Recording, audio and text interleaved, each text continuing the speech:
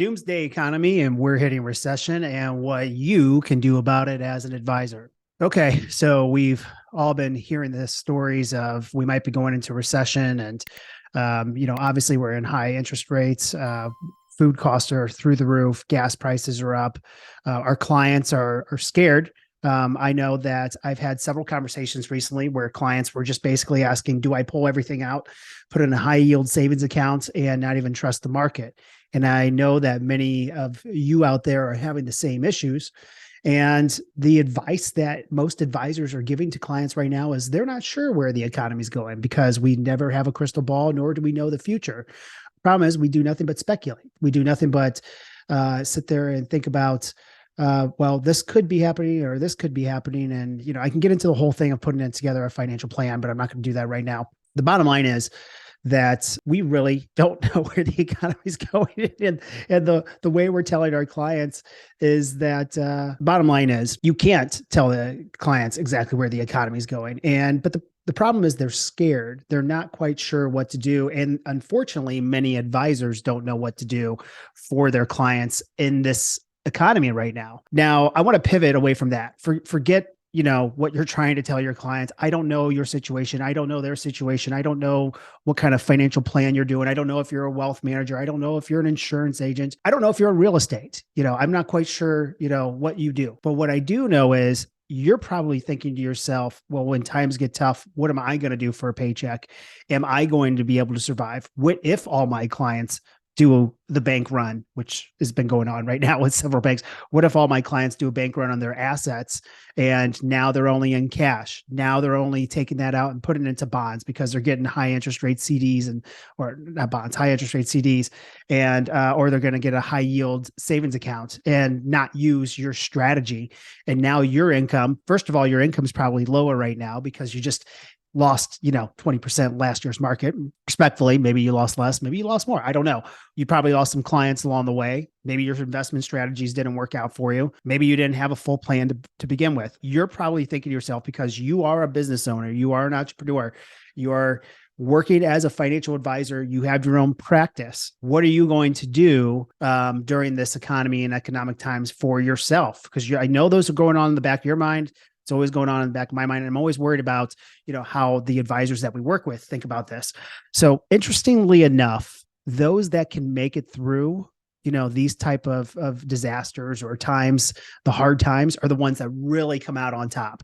I'm excited about it because I believe that the most innovation is going to happen right now. I'm a big proponent of what can we do to change with the times rather than what can we do to just try to hold on to our seats. Before COVID, one of the things that I was already working on was a way to connect with individuals on a massive scale and do it through digital online mediums.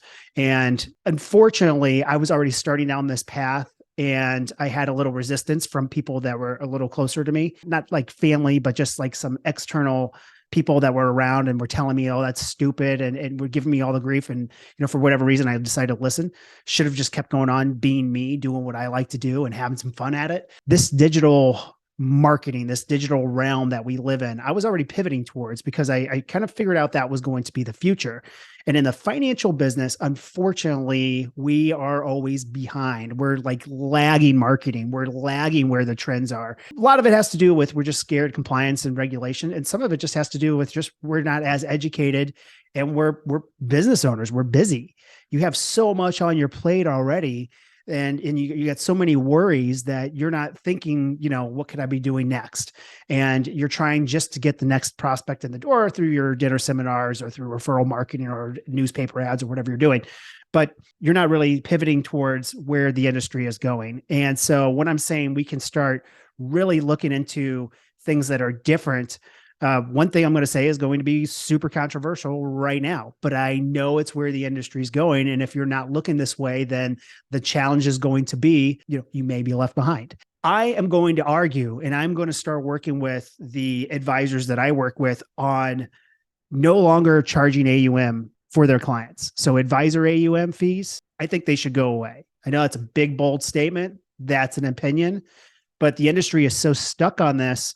And yet the consumers are looking for alternatives to this. And yet the industry is taking such a long time to pivot. But if you're an entrepreneur and small business owner, you're an advisor in this space, and you're in the wealth management side, speaking specifically to that, maybe it's time to start looking at what is a flat fee financial planning, practice look like? How do I start transitioning to that? What are other, gigs and services that I could start offering that's going to be completely different than what everybody else in the street's doing? How do I start doing things that the millennial generation is looking for? We're so hyper focused still on the boomer generation, and because we want that $1 million client and yada, yada, yada, right? We want that $1 million client. Come here. I'm going to be your retirement planner. We're not focused on the millennials. We're not focused on the wealth transfer. There are a few advisors, maybe 2 to 5% of the advisors out there are focused on the millennials and the wealth transfer that's going to happen. Let me give you this scenario real quick. How many of you have been through a meeting process where you've talked to the prospects, a couple, because this has happened to me. They've been in there, you've gone through the spiel, you've done your first meeting, your discovery meeting, everything went well. They liked you. They came back, you did a planning meeting where you're showing them the plan. Here's how I'm going to kick butt for you. And to really, I'm going to save you money. I'm going to give you, a better plan. It's going to be awesome. You're never going to run out of money. It's going to be perfect. Right. And then after that meeting, they're like, you know what? My son, he's at Edward Jones. Sorry, Edward Jones people. Or he's at so-and-so, name a place. And I want to run this plan by him first to see if it's a good idea. Or my cousin's, she's an accountant and, or does the books for the school. I'm wondering if this would make sense to her. Or my son or daughter, they do valuations or whatever, something completely different. None of those people have the same skill set, except for maybe the Jones person might, but they're not putting the plan together like you are. And they're going to go run that idea by somebody else who's in their family or in their circle, who's, they trust prior to working with you. So you have that to fight against. So I've had that, but even one better, I've had it where somebody's like, oh, my son has heard of you. Because you ever notice that as the parents get a little bit older, at some point in time, their children actually start making some sense, or they have their ear. There's like the time where up to college and maybe just a little bit beyond college where you're still the kid. And then there's a time where, okay, well, now that person they're at a job and they know what they're talking about, and maybe they understand the new techniques that are out there. And they're like, hey, I've heard of so-and-so advisor. I've heard of so-and-so firm. Yeah. Mom and dad, that might be a good fit for you. And if you can get to that level where the next gen is like, I've heard of them, or I've heard of that, or I watched their videos, and you get the stamp of approval, guess what? You're also going to have that coveted generational planning where you can start working on the millennials and you can start having them work with you. But if you're not speaking their language, I'm saying there, myself included, if you're not speaking our language as millennials, or you're not even trying right now to market to us, then what's the point? Why would we stay with the advisor? We don't want our parents to pass away, but if we have this inheritance coming, those that are fortunate enough to have inheritance come to them, they're not going to stay with you. They're going to go with another friend who's working at a different firm. And you know that. So you're just riding the ride as long as you can. Or, in some cases, you're just saying, hey, spend all your money, right? And then you're going to keep prospecting out there one way or another.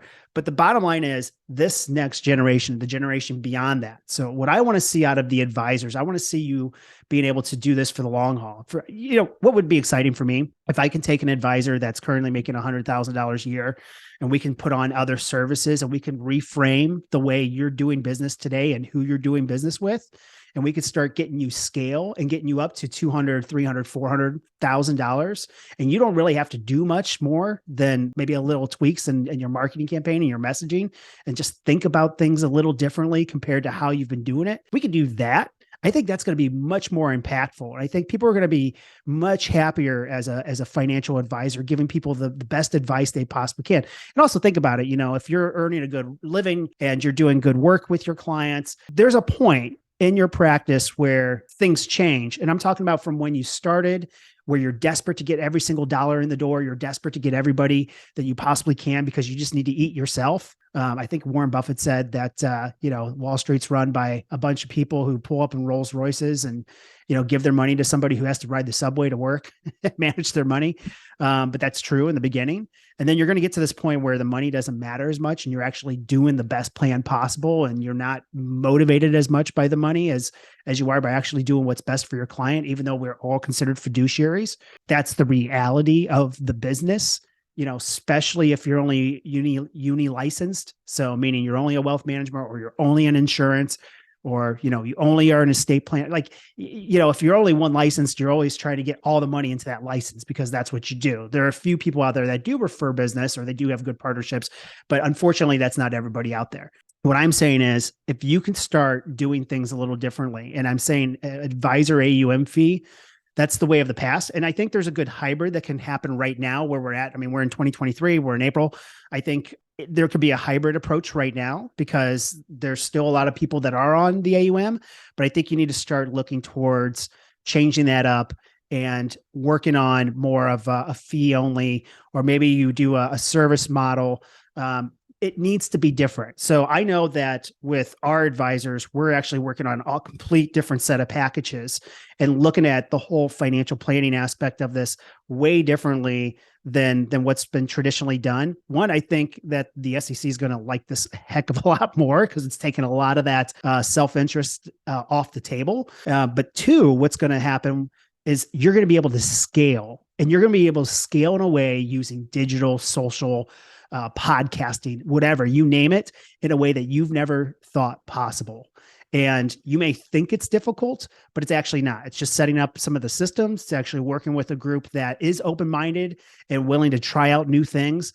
Unfortunately, some of the larger institutions, they're going to get here eventually, but it's a big ship. It's going to take a long time for them to pivot and move around. And there have been some trends that have been happening, with the robo platforms and the Betterments of the world out there. And there's so much being thrown out there right now. Branding and the way we're going after clients just needs to change. And if you are still going to look at where you're going to keep branding yourself as this just retirement planning, I know, hear me out, retirement planning, because that's where the bread and butter is right now. But if that's all your website looks like, and look, I'm not getting away from niches. I understand niches. To me, a niche can't be something that's completely broad to everybody else. Everybody gets old. Everybody's going to have to retire like that. I get that, but you're fighting with everybody else right now. And you have been fighting with everybody else. And you're trying to get the messaging out. And the only great equalizer of that right now is if you're using digital, social media, all that fun stuff. And then also if you start going to, I'll use the Wayne Gretzky quote again, and I'll continue to use it. Big hockey fan, but it's go where the puck is going. Go where the industry is going. That's the one thing that I've been excited about with the finance business in general, is that there is a trajectory for where it's going. And it takes so many people so long to get there that it gives you this competitive advantage to get there first. So I know I started this podcast talking about, doomsday and coming out of the ashes. But the point I'm trying to make is if you could figure out how to pivot right now, if you could figure out how to use some of these other techniques and you start building this at the moment, you're going to start building this for the next 12, 24 months. It's going to be a game changer for you, because that's the type of stuff that we're doing. And we're doing that, with the firm I'm working with and helping advisors do that. It takes a little bit of time, but it pays off. And the alternative is you just don't get any business, right? Like there's really no downside to trying this stuff out. You just got to start and get going. It's interesting to me because back when I was living in California and I first moved there, and I moved there in 2006. And this is right around 2007. I started to see things changing a little bit, but I had a bunch of friends. They were working for this mortgage company. And to me, the mortgage company was literally like the movie Boiler Room, the one with Ben Affleck, who did honestly the best speech that I have ever seen for somebody who's ever into finance or selling things. That was a great speech that he did. And I think that might be his only one or two sings in the entire movie. Anyways, it was awesome. Vin Diesel's in it as well. It's one of the few movies that he's actually wearing a shirt other than a wife beater. I believe Giovanni Ribisi. I don't know how to pronounce his last name, but that guy's an incredible actor. Anyways, the bottom line is that, in Boiler Room, all these guys were just making a ton of money. And back in 2006, 2007, people in the mortgage businesses were just reeling it in. And I'm talking to my buddies that were driving Porsches and, Beamers and expensive Mercedes. And this is also California. So of course, everybody has to drive a nice fancy car, but they were driving all these. And then I started to see things change. I started to see all of a sudden the cars started to change. People started downgrading to different apartments. Next thing you know, people were being laid off. And, that was a pretty much, eat what you kill environment. And so I know that as advisors, we're starting to get to the point where we're getting worried about this. That's why I'm just preaching that we have to pivot. We have to change the way we're doing things. And the last thing I'm going to talk about is going back to just getting started. I would start putting a plan together right now if you haven't already. It's not too late to put a plan together, but I would start putting together what you can in order to start changing the way you do business. And you can do it incrementally. You don't have to do it all right off the bat, but you can start making some steps and changes now. You can start implementing a little bit of a plan. The best thing I hear, actually, I'll just give you this example. I've talked to other financial advisors. We are like the best at planning other people's lives, and we're the worst at planning our own, right? Like half the time we don't even save for our own retirement. Half the time we don't even do what we're preaching to our clients. We don't do that with our own families. But one thing I've noticed with advisors, and people that are financial professionals just in general, is that we're bad at planning what our next moves are. We're still trying to dump money into the stuff that does still get some results, but you're spending way too much money at it. I'm trying to get you to spend very little money to make a massive change for what you're doing today. So I'm going to keep screaming that you're going to have to start going where the industry's heading. You're going to have to start rethinking the way you do business with your clients. You're going to have to start putting different systems in. You're going to have to start thinking of more like a marketing person and figuring that out a little bit. How can you better serve clients in a more efficient manner? And how can you scale? How do you scale this business so that way you can have, 100, 200 clients and you can do it quickly? And I'm not saying, this is it's not a get rich quick type atmosphere, but you can put good systems together and you can scale and you can have mass appeal to people rather than doing what you're doing today. And, for some of you, you're going to say, look, I want less clients. I only want, I'd rather work with 20 clients that have a good amount of money. And that's all I want to do. You know what? You can get there. You can do that. That's fine. It's just going to take you longer to get to that type of person.